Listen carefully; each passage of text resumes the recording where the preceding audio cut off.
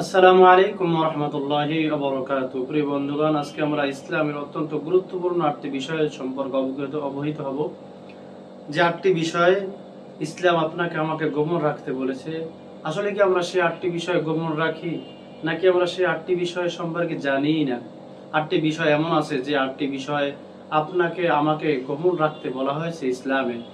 আসুন আমরা ভিডিওর মাধ্যমে সেই 8টি বিষয় সম্পর্কে জেনে নেই, যে 8টি বিষয় সম্পর্কে আপনাকে আমাকে গোপন রাখার কথা আল্লাহর হাবিব সাল্লাল্লাহু আলাইহি ওয়াসাল্লাম হাদিসের ভিতরে বর্ণনা করেছেন। আসুন, 1 নম্বরে রয়েছে নিজের যে ব্যক্তিগত গুনাহ রয়েছে সেই গুনাহ সমূহ গোপন রাখা। আমাদের ভিতরে অনেকে রয়েছে গুনাহ এসে বড় মুখে বলে বা বড় বুক বড় করে বলে অমুক গুনাহ করছে বা অমুক সুদ খেয়ে অনেক বড় হয়েছে। নিজের গুনাহের কথা প্রকাশ্যে বলে বেড়ায়, বন্ধু বান্ধবের কাছে জিনা করছে নাউযুবিল্লাহ সেটা এসে আবার বলে বেড়ায় নাউযুবিল্লাহ। এই জন্য গুনাহের কথা গোপন রাখতে হবে। আপনি যে গুনাহ করছেন এই গুনাহটা গোপন রাখতে হবে।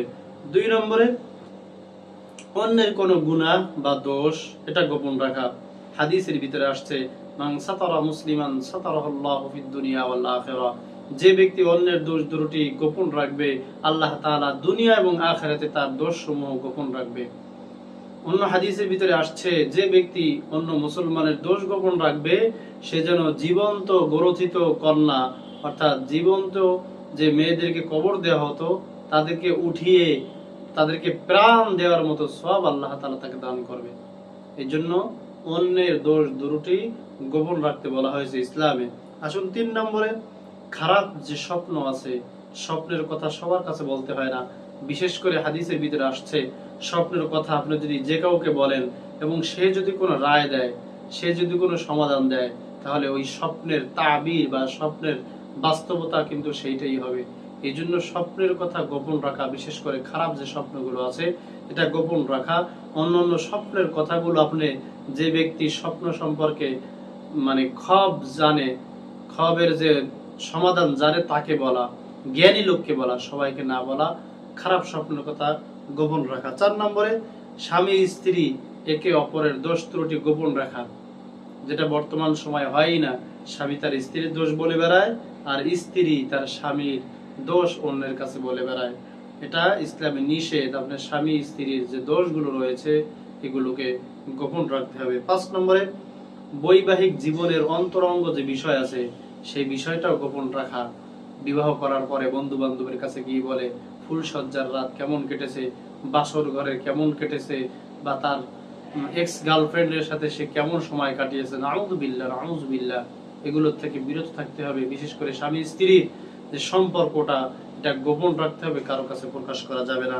6 নম্বরে বিশ্বস্ত কথোপকথন। আপনার কাছে একজন একটা কথা বলছে, যে কথাটা কাউকে বলবা না, কিন্তু দেখা যায় ওই কথাটাই সবার আগে প্রচার করে বেড়ায়। এই জন্য কেউ যদি কোনো কথা বলে যেটা বোঝেন আপনি, সে চায় যে এই কথাটা কেউ না জানুক, তাহলে ওই কথাটা আপনার কাছে আপনি গোপন রেখে দেবেন, কেউকে বলবেন না। 7 নম্বরে আল্লাহর সন্তুষ্টির উদ্দেশ্যে আপনি কোনো ভালো কাজ করেছেন যেটা একমাত্র আল্লাহর সন্তুষ্টির জন্য, এই ভালো কাজের কথা আপনি গোপন রাখবেন, কাউকে বলবেন না।